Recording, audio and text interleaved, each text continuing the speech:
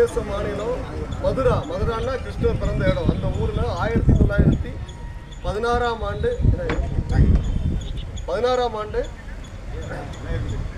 பிறந்தவர். 1942ஆம் வருஷம் ராஷ்டிரிய சுயம் சேவக சங்கத்தில் முழு நேர ஊழியராக குருஜி இருக்கும்போது போனார். அதற்கு பிறகு ஜனசங்கம் ஆரம்பிக்கும் போது 1951லேருந்து 53 வரைக்கும் நம்ம ஜனசங்கத்தையோட முதல் பொதுச் செயலாளராக இருந்தார். 1953ஆம் வருடம் நமது ஜனசங்க நிறுவனர் சியாம பிரசாத் முகர்ஜி காஷ்மீர் சிறைச்சாலையில் வச்சு காங்கிரஸ் அரசாங்கத்தால் விஷ வைத்து கொல்லப்பட்ட போது 1953லேருந்து 1967 வரைக்கும் ஜனசங்கத்தோட தலைவராக இருந்து வழிகாட்டினார். அவருடைய ஏகாத்ம மாணவ தர்சனங்கிற ஒரு சித்தாந்தம்